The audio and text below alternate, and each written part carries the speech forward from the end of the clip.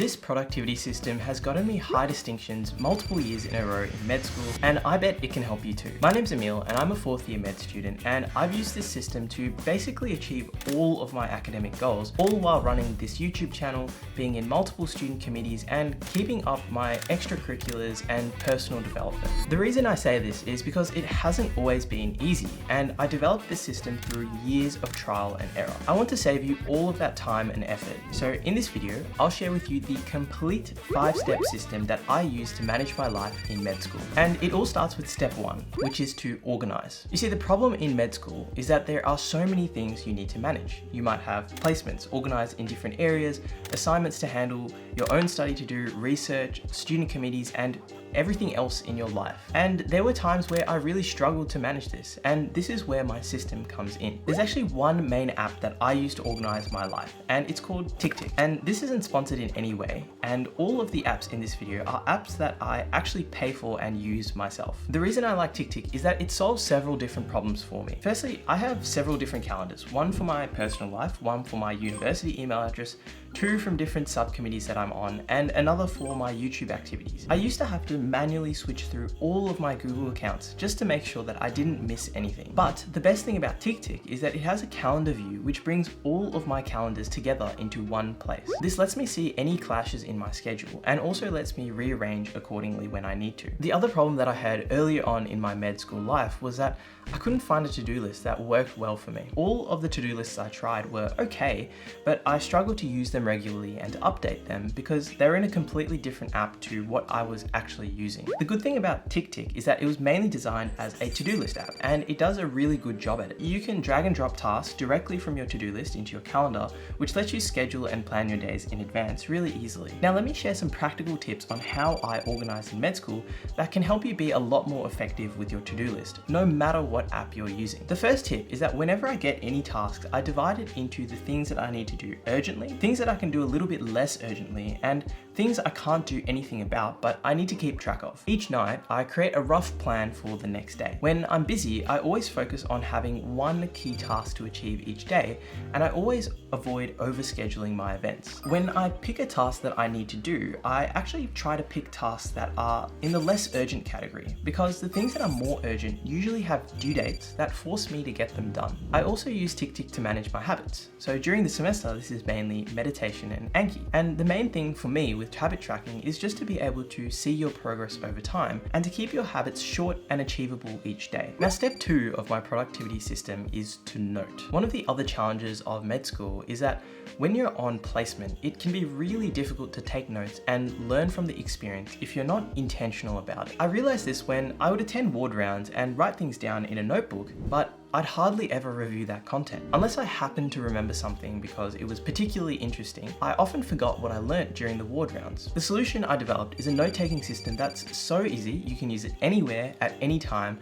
and I've done this through Apple Notes. When I'm on placement and the consultant teaches us something interesting, like a side effect of an antibiotic, or something about a symptom that a patient is experiencing, I'll write it down in my notebook, usually because I don't want to pull out my phone during the round. Afterwards though, I'll take a picture of my notebook and then create a new note in Apple Notes under the relevant rotation that I'm in. For me, note-taking on ward rounds isn't really my main form of learning, which I'll discuss later, but there are times where I learn random facts or useful pieces of information that I want to store somewhere for future reference. The most important aspect is that it is easy, and the fact that I have a Mac means that all of the notes I take on my phone immediately sync over. While there are alternatives like Notion or Obsidian, the Apple Notes app is readily available on my phone. It has a good search function that lets me find notes afterwards, and it works as I want to. And I'm just lazy. I can't be bothered to learn how to use all of those other apps. Let's move on to step 3, which is to focus. Having a good system for focusing can completely transform your productivity. I see a lot of my peers really struggle with focus for a few reasons. Firstly, most people never track the amount of time they actually spend focusing,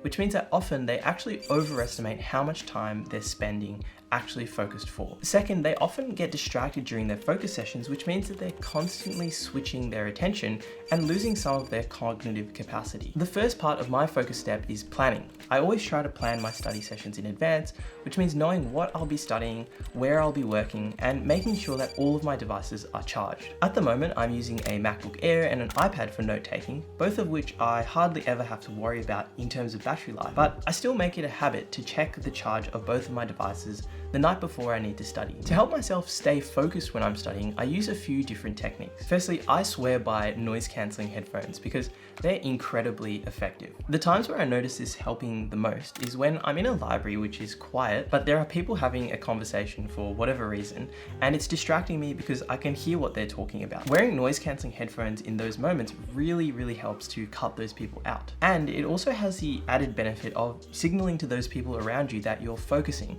which is really helpful if you're studying with that ADHD friend who can't stop talking. Another strategy I use to keep myself locked in is syncing my focus modes between my iPhone and my Mac. This means that I don't receive notifications on my Mac when I'm studying and my phone remains completely silent. I also use an app called JOMO, which has a blocking function that is really helpful. One of these is a constant block that stops you from opening distracting apps like Instagram and Facebook. I find that this helps stop me from getting sucked into doom scrolling when I'm taking a break while studying, and it encourages me to be a little bit more mindful when I'm using my phone. The other feature of JOMO I use is something called strict mode, which I can activate for a set period of time. For example, if I've been procrastinating all morning and I know I'm at high risk of continuing, I turn on strict mode for an hour or two, which I can't get through by any means whatsoever. JOMO also has a Mac app that offers the same features. I don't use it as much, but it could be helpful for those people who find themselves distracted on websites like YouTube or social media on their computers. There are also some super easy hacks that I use to improve my efficiency on my computer,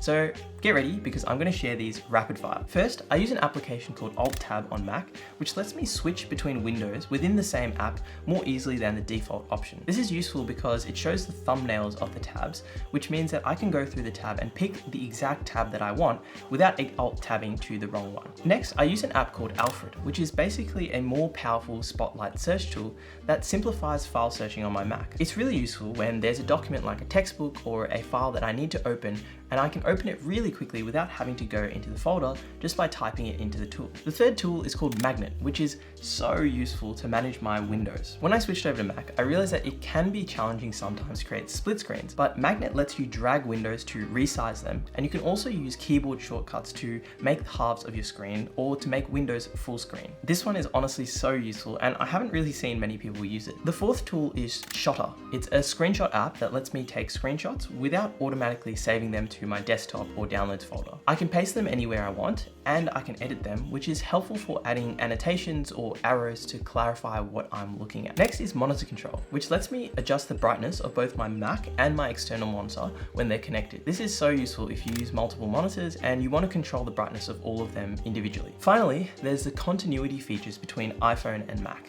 This feature is one of the most underrated aspects of being part of the Apple ecosystem. And for instance, if I take a photo on my phone, I can just copy and then paste it into my notes onto my laptop. Also, if I have an authentication code on my phone, I can just copy it and paste it onto my laptop without having to type it out, or without even using AirDrop. I feel like this is one of those underrated features that you don't even notice until you start using it and you realize how much of a difference it actually makes. This leads us on to the next step of this system, which is encoding. A common problem I see amongst medical students is that a lot of people really focus on active recall, Anki, and practice questions. But the problem is that while active recall is certainly important to remember and retain information, it's not all there is when it comes to learning. The reality is that effective learning requires both a balance between the input of information and the retrieval of information. So many medical students I see concentrate on the retrieval side, but there's often not enough focus on the input side. Input is what's referred to as encoding, and this is actually a very high yield studying method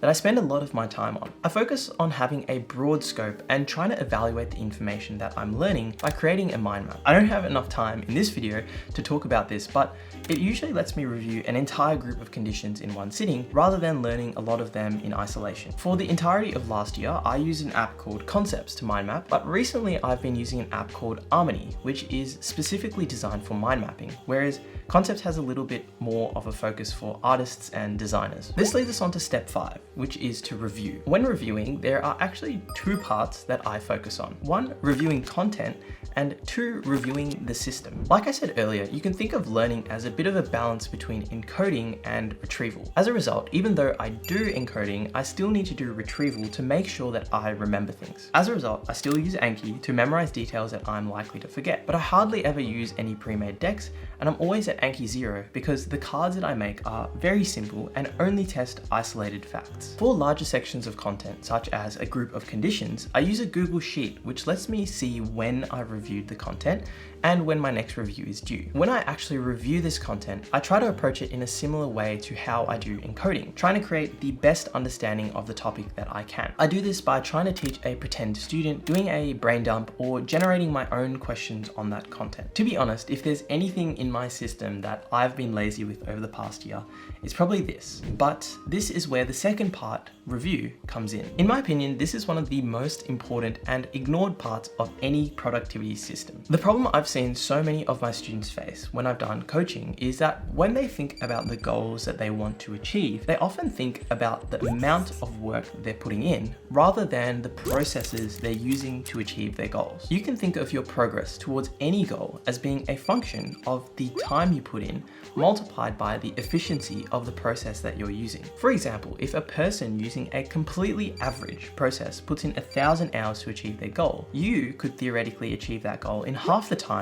if your process was 2 times faster. But on the other hand, if you have a terrible process, you might need 2,000 hours instead of 1,000. The thing is, you can always improve the efficiency of your processes more, but you can't always increase the amount of time you spend on something, because we all only have 24 hours in each day. To make sure that I'm always trying to improve my processes, I do a review at the end of each week that lets me reflect specifically on the processes that I engaged in during that week. Here, I set goals for the week to come and review how my goals from the previous week went. Importantly, I always set these goals relating to the processes and skills that I'm using. For example, a goal that's not process-oriented would be to just increase the number of hours you spend studying, whereas a skill that you could focus on in any week might be improving the effectiveness of my mind maps. At this point, I also try to have a way to receive feedback on the things that I'm doing. For my mind maps, I'm part of Justin Sung's I Can Study community, which has a section for obtaining feedback on my mind maps. This is something that I know I haven't done enough,